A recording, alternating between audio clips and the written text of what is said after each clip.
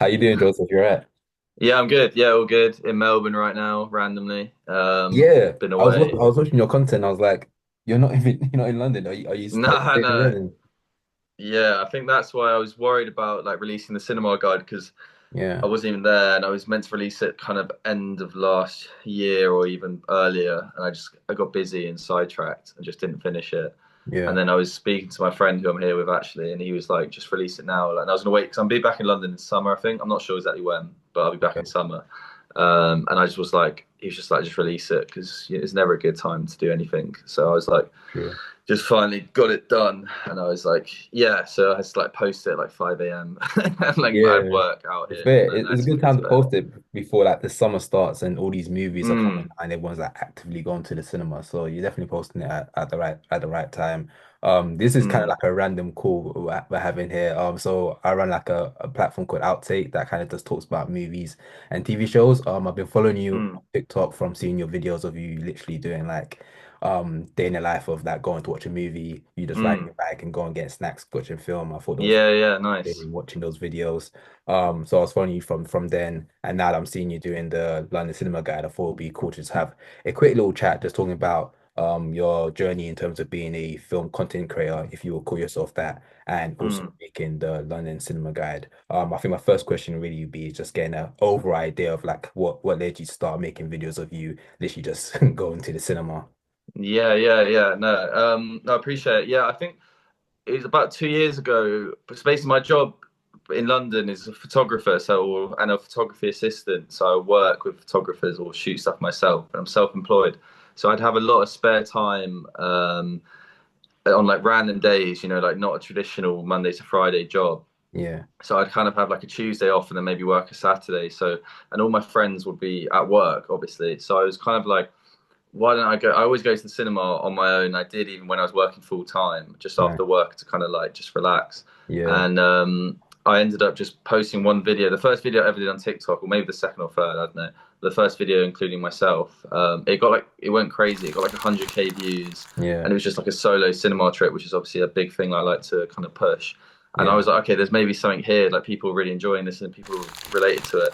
So I just kind of stopped posting since then. I mean, I haven't, yeah, kind of stopped really since. And yeah. whenever a film I want to see is out, or even a film I don't want to see, it gives me kind of motivation to go check out a new film. And yeah, I just love the cinema, and that's kind of where the London Cinema Guide came from. It was kind of just like been going to all these cinemas over Yeah. the years, and I was just like, I need to just like have it all written down and in one place for people to see, or even just for myself, just as a kind of like a diary. So yeah, I was just super happy the way it came out. Yeah, I think that's what gravitated me to the videos that you're posting, especially that was like solo trip. I'm a advocate Mm, of like going to the cinema by yourself. I feel like maybe like casual watchers or people don't really go cinema much kind of feel it's kind of weird to go cinema by mm, yourself.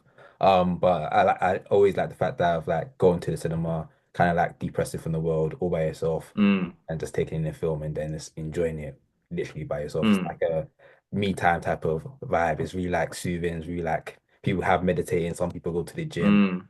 I guess some movie folks can just go to the Yeah, yeah. take in as much entertainment as we possibly can.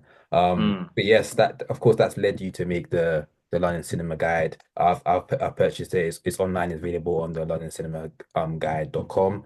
So if you guys can yeah. check it out, please do. I gave it a brief through look through all the stuff. I love the fact that you've actually given like advice in terms of discounts and how you can actually get Mm. affordable tickets. I know a lot of people are very skeptical or just kind of like push away from cinema because of the prices. How did you find even creating all of this guide?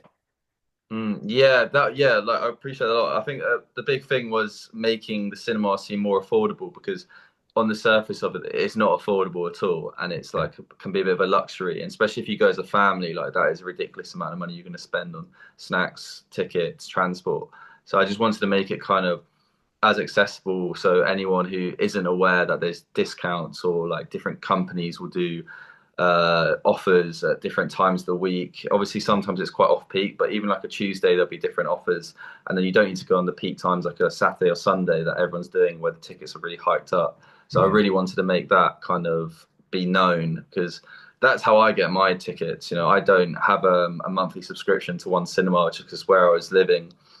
before I came out here was there wasn't really a cinema of like a big chain cinema that would Yeah. offer a discount that was affordable because then you end up spending money on the tube and then that's like £5, £6, and it's like, well, that's the price of a ticket, so you're not actually saving any money. Of So course. I really like made sure I went to all these cinemas and have been over the years, and just making sure that like I found out the cheapest and most affordable way to go there because yeah, I want the cinema to be like for everyone. Like, I think it's the best thing in the world. That's why I've also made the cinema guide. So yeah, I just want to make sure that that's comes across. Like there are ways you can make it affordable, and hopefully in the guide it will show you that, so you don't need to seek it out yourself. It's kind of just there, which is cool. Yeah, I appreciate it. Funny enough, there's one of them. I won't spoil it. Of course, people can check out the Mm. cinema guide to find out. But there's one that I actually use quite a lot on between Fridays Mm. to Sundays, like religiously. Yeah, yeah. It was very fun and refreshing to see that because I thought I was like only ones that actually knew about that. But it's good to like let Mm. know and kind of like get much people as possible going to the cinema. I guess that's what you say. That's the main approach you had when making this guide was just to get people to go to the cinema.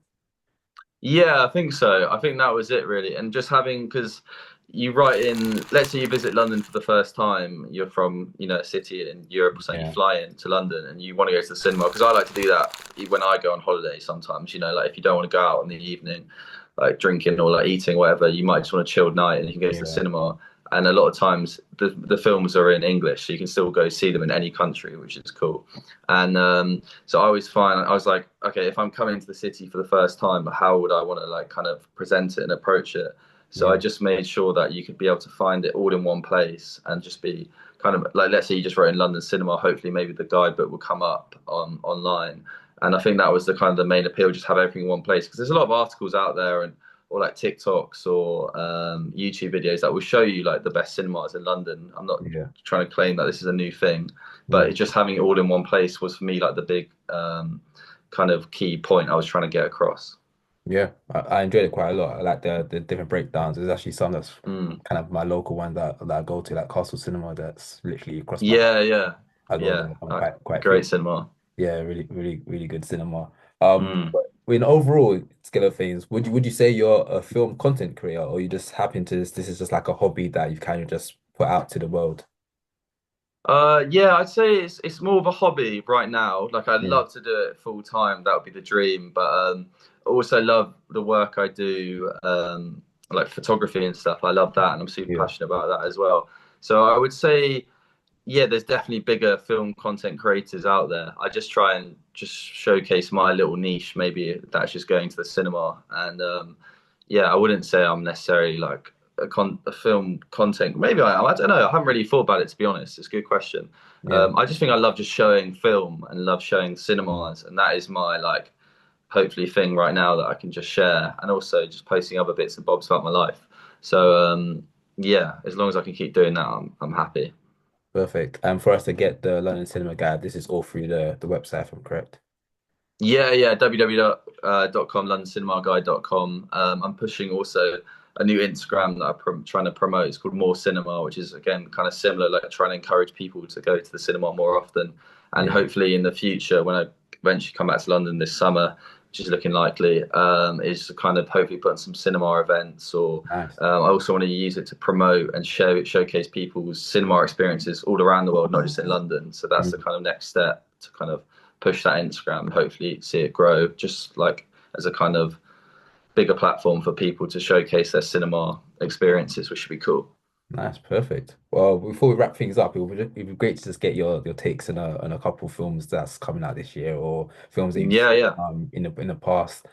Is there any like films that you're highly anticipated for this year for 2025? Oh, that's a good question. I saw that trailer for the Paul Thomas Anderson Leonardo DiCaprio Yeah, film. I'd probably say okay, that is like yeah on the top of my like in the head right now, just because it looks kind of high budget, low budget. Like it does yeah, look kind of like it's shot on like some camera you could get in a shop, but yeah, also the actors and acting looks like super like elevated and kind of exciting. So I'd probably say that. Like I'm not a huge Paul Thomas Anderson fan, I won't lie. Like I think he's a great director, but yeah. haven't like seen or like loved too many of his films, but that looks like right up my street. I think looks really Yeah. cool. Same. I'm looking forward to that. There's a lot of blockbuster Mm, films I'm looking forward to as well. I think the closest one mm. right now is Sinners that I'm looking forward to. That should be out Yes, in yeah. a couple of weeks with Michael B. Jordan and director Ryan Coogler. That should be good. Is there any films that you've seen recently that you didn't like that you thought, yeah, this is kind of a miss? Yeah, I watched The Electric State, that Netflix film. Oh, why did you do that?